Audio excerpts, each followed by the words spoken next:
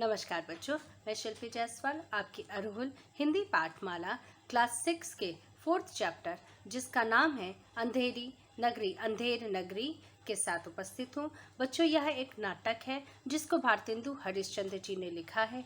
भारतेंदु हरिश्चंद्र जी ने यह एक हास्य प्रधान एकांकी लिखी है जिसके द्वारा हमें क्या पता चलता है कि समाज में फैली अव्यवस्था, कैसी अव्यवस्था कि जो राजा के लायक नहीं है फिर भी वो राजा के पद पे बैठा है और उसकी न्याय व्यवस्था से परेशान हमारी प्रजा किस प्रकार से उसको परेशानियों का सामना करना पड़ता है। और ये सारी चीज़ें इस पाठ के माध्यम से हमारे सामने भारतेंदु हरिश्चंद्र जी ने दर्शाई हैं। तो आइए हम पढ़ते हैं इस पाठ को जिसका नाम है अंधेर नगरी। भारतेंदु हरिश्चंद्र जी के द्वारा लिखित अंधेर नगरी हास्य प्रधान एकांकी है। जैसा कि मैंने आपको बताया, प्रस्तुत एकांकी को लेखक ने समाज में फैली अव्यवस्था को ध्यान में रखकर लिखा है और जो हमारे समाज की अव्यवस्था है, जो जिस लायक है उस जगह पर उसको नहीं, कोई अन्य अनाड़ी ही वहाँ पे बैठता है और न्याय व्यवस्था को संभालता है, जिसकी वजह से आम जनता, आम प्रजा बहुत तकलीफ उठाती है और उसे बहुत तकलीफ़ों का सामना करना पड़ता है। ठीक है, उसको मूर्ख राजा के राज्य में नागरिकों की कष्टप्रद स्थिति को अत्यंत रोचक ढंग से प्रस्तुत किया गया है इस पाठ के माध्यम से।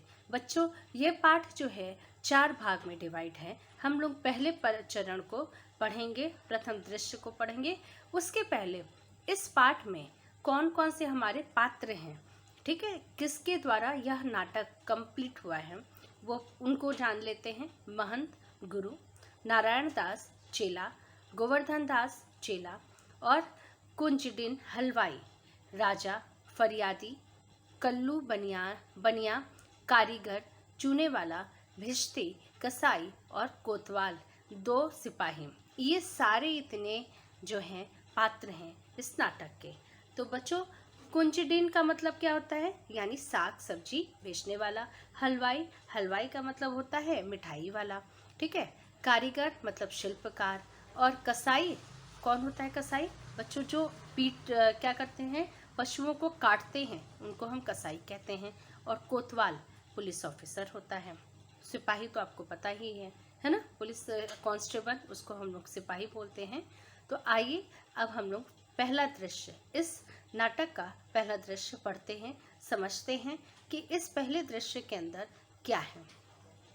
शहर के बाहर एक सड़क पर महंत जी और 2 चेले बातें कर रहे थे। ठीक, शहर के बाहर एक सड़क पर महंत जी यानी जो पंडित जी थे वो और उनके 2 चेले बातें कर रहे थे। क्या बातें कर रहे थे, आइए हम देखते हैं।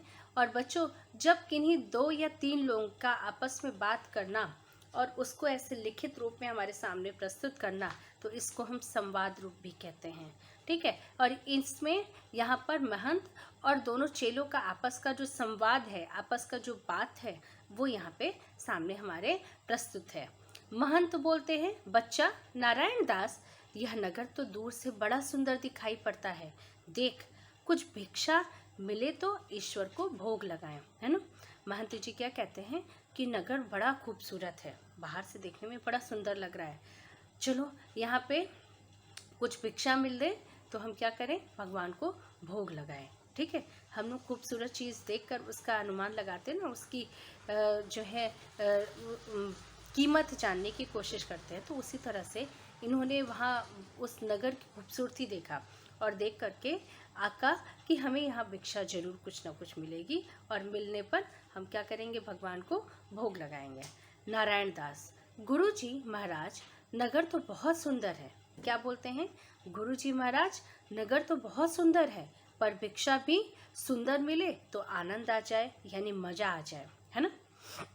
महंत, बच्चा गोवर्धन दास, तुम पश्चिम की ओर जाओ और नारायण दास तुम पूरब की ओर जाओ। इन्होंने, महंत ने क्या, दोनों को अलग अलग दिशा में भेजा।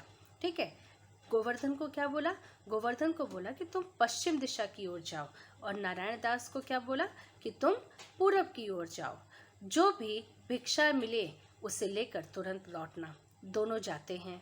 ठीक है, और फिर क्या होता है, महंत जी की आज्ञा को मानकर दोनों क्या करते हैं, जाते हैं। फिर आगे क्या होता है, आइए देखते हैं।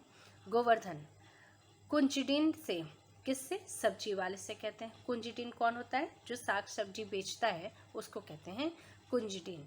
ठीक है, सब्जी का क्या भाव है, और उससे पूछते हैं सब्जी का क्या भाव है। कुंजडिन क्या बोलता है, बाबा जी सब सब्जी टके सेर। क्या बोलते हैं, सब सब्जी टके सेर, यहाँ जो भी मिलता है वो टके सेर में मिलता है। ठीक है, तो फिर गोवर्धन सब सब्जी टके सेर, बड़े उससे आश्चर्य से, देखो यहाँ पे आपको ये निशान दिख रहा है ना, ये निशान जो है, जब आश्चर्य प्रतीत होता है किसी चीज़ के लिए तो हम लोग इस निशान से दर्शाते हैं कि हमें आश्चर्य हो रहा है। ठीक है, तो गोवर्धन क्या कहते हैं, सब सब्जी टके सेर, वाह वाह वाह वाह, बड़ा आनंद है। ठीक है, और यहाँ सभी सब्जी टके सेर है। फिर आगे जाता है और फिर महंत जो है इतना बातें करके फिर आगे और बढ़ते हैं वहाँ से।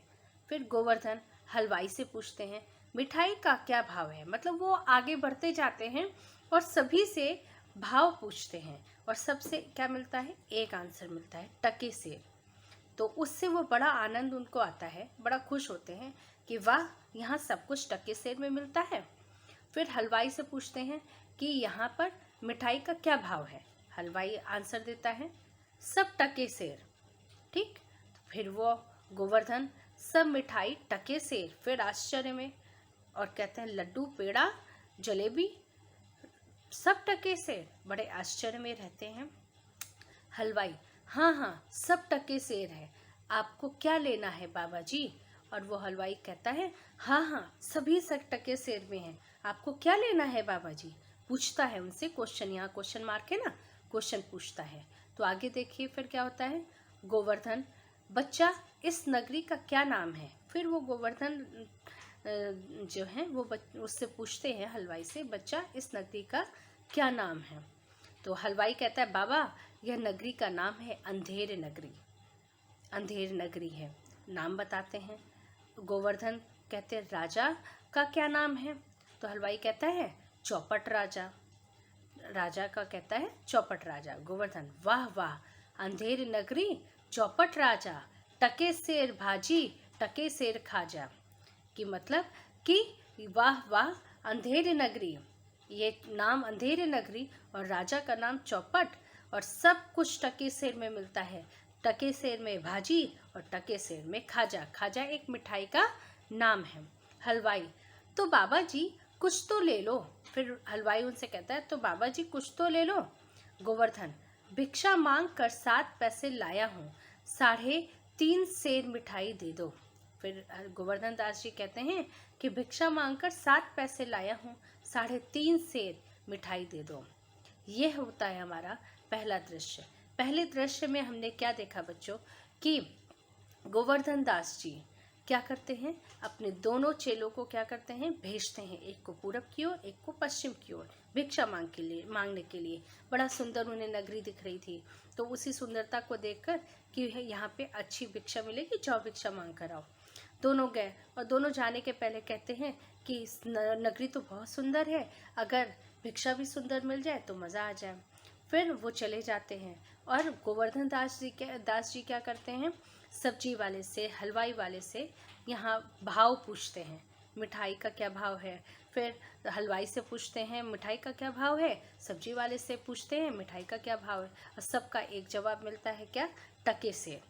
और राजा का नाम पूछा तो पता चला कि राजा का नाम चौपट राजा, और नगरी का नाम पूछा तो अंधेर नगरी।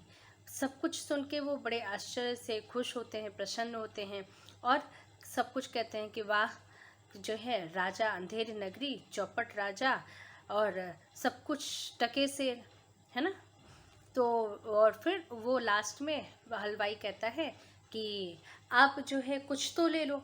तो गोवर्धन दास जी कहते हैं कि मैंने भिक्षा में 7 पैसे लाया हूँ भिक्षा मांग कर, अब इसमें 3.5 सेर मिठाई तुम हमें दे दो।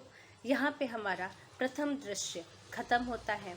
ठीक है, अब द्वितीय दृश्य, हमारा दूसरा दृश्य शुरू होता है। उसमें क्या है, महंत जी और नारायण दास एक ओर से आते हैं। महंत जी और नारायण दास एक ओर से आते हैं और दूसरी ओर से दो गोवर्धन दास आता है। अब आगे क्या होता है, आइए हम लोग देखते हैं। महंत, बच्चा गोवर्धन दास, क्या भिक्षा लाए? गठरी तो भारी मालूम पड़ती है। कहते हैं कि क्या भिक्षा लाए, गठरी तुम्हारी भारी मालूम पड़ती है, मतलब बहुत भारी लग रही है। तो उन्हें लगता है कि शायद ज़्यादा भिक्षा पाए हैं। गोवर्धन, गुरुजी महाराज 7 पैसा भिक्षा में मिले थे, उसी से 3.5 सेर मिठाई ले ली है। ठीक है, तो क्या बोलता है, गोवर्धन बोलता है गुरुजी महाराज 7 पैसे भिक्षा में मिले थे, उसी से 3.5 सेर मिठाई ले ली है। महंत, बच्चा नारायण दास ने मुझसे कहा कि यहाँ सभी चीज़ें टके सेर में मिलते हैं, तो मैंने इसकी बात पर विश्वास नहीं किया। बच्चा, यह कौन सी नगरी है और इसका राजा कौन है जहाँ टके सेर सब्जी और टके सेर खाजा मिलता है? गोवर्धन दास जी इस पे जवाब देते हैं, अंधेरी नगरी चौपट राजा, टके सेर भाजी टके सेर खाजा, है ना। तो वो गोवर्धन दास जी महंत जी को जवाब दे इस प्रकार से एक ये क्या हो जाता है, एक हमारा जो है देखो स्लोगन टाइप में हो गया ना कि अंधेरी नगरी चौपट राजा, टके सेर भाजी टके सेर खाजा। इस तरीके से उन्होंने जवाब दिया। महंत क्या बोलते हैं, तो बच्चा ऐसी नगरी में रहना ठीक नहीं जहाँ टके सेर सब्जी और टके सेर खाजा बिकता है। मैं तो इस नगरी में अब एक दिन भी नहीं रहूँगा। और महंत क्या बोलते हैं, महंत यही कहते हैं कि ऐसी नगरी में रहना ठीक नहीं है जहाँ पे सब कुछ टके सेर में है। कहते हैं कि यहाँ पे अब मैं एक दिन भी नहीं रहूँगा। गोवर्धन दास कहता है, गुरुजी, आश्चर्य में आता है, कहता है गुरुजी रुकिए, यहाँ भिक्षा भी अच्छी मिलती है और सब कुछ सस्ता भी है, मौज करेंगे। गोवर्धन दास अपने गुरुजी से क्या कहता है, गुरुजी रुकिए, यहाँ भिक्षा भी अच्छी मिलती है और सब कुछ सस्ता है, मौज करेंगे, है ना। बड़ा खुशी खुशी होता है।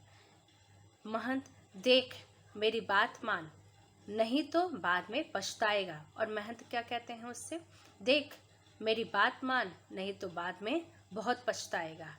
मैं तो इस नगरी से जा रहा हूँ, पर तुम अपना ध्यान रखना, कभी संकट में पड़े तो मुझे याद करना। गोवर्धन, प्रणाम गुरुजी। महंत का नारायण दास के साथ प्रस्थान। और क्या होता है, और दूसरे दृश्य में महंत जो है वो नारायण दास के साथ यहाँ से चले जाते हैं और गोवर्धन वहाँ पे रह जाते हैं। बच्चों, यहाँ पे एक चीज़ सामने आई कि गोवर्धन दास जी ने अपने महंत गुरुजी की बात नहीं मानी। आगे अब इस पाठ में, इस कहानी में हम देखेंगे कि गुरु की बात न मानने पर हमें क्या मिलता है। लेकिन एक चीज़ आपको बता दें बच्चों कि गुरु की बात हमेशा आपको माननी चाहिए। गुरु हो, माता पिता हो या कोई भी बड़ा हो, आपसे ज्ञानी हो, आपसे बड़ा हो, अगर वो आपको समझाता है कि आपको ये कार्य नहीं करना है तो आप उस पर एक बार विचार अवश्य करें। क्यों? आगे ज़्यादा लालच और ज़्यादा जल्दी और अच्छा पाने की कोशिश में ऐसा ना हो कि आपको आगे चलकर, अभी तो सब कुछ बहुत अच्छा लगता है, प्रेजेंट टाइम बहुत अच्छा होता है, लेकिन जल्दी और ज़्यादा अच्छा और ज़्यादा पाने के चक्कर में क्या होता है, फ्यूचर में कभी ना कभी हमें कुछ ना कुछ संकट का सामना अवश्य करना पड़ता है। और वही हुआ इस गोवर्धन दास के साथ। आगे हम लोग सेकंड पार्ट में देखेंगे कि गोवर्धन दास के साथ क्या होने वाला है ना। तो चलिए बच्चों, अब आशा करती हूँ कि ये पार्ट आपको अच्छा लगा होगा। नमस्कार।